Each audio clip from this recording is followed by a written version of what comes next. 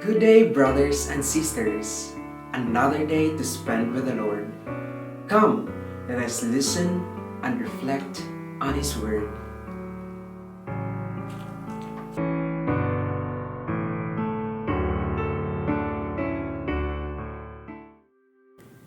A reading from the Holy Gospel according to Saint Matthew.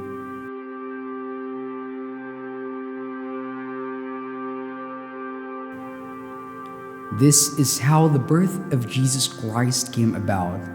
When his mother Mary was betrothed to Joseph, but before they lived together, she was found with child through the Holy Spirit.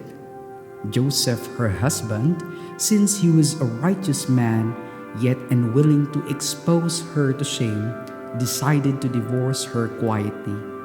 Such was his intention when, behold, the angel of the Lord appeared to him in a dream and said, "Joseph, son of David, do not be afraid to take Mary your wife into your home, for it is through the Holy Spirit that this child has been conceived in her. She will bear a son, and you are to name him Jesus, because he will save his people from their sins." All this took place to fulfill what the Lord has said through the prophet.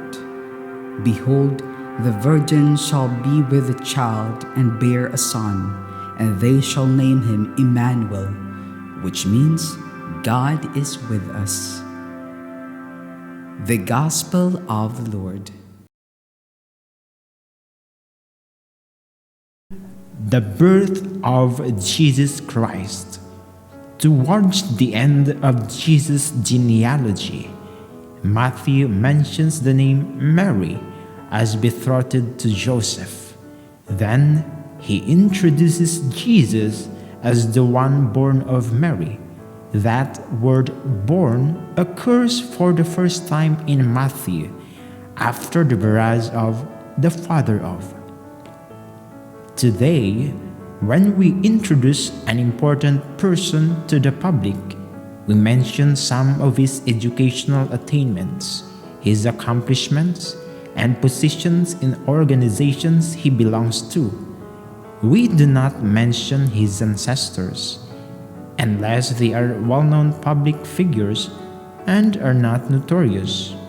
But in the days of old, genealogy was important to make the person acceptable to his original audience that valued ancestries and relationships.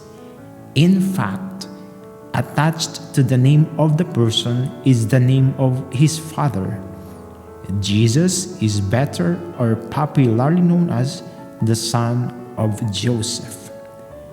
Matthew bases Jesus' ancestry or lineage on the Old Testament, beginning with Abraham, a well-known patriarch whom everyone likes to be associated with, and continues with David, the famous king of Israel. These are enough to impress his audience about Jesus and thus convince them to follow his story.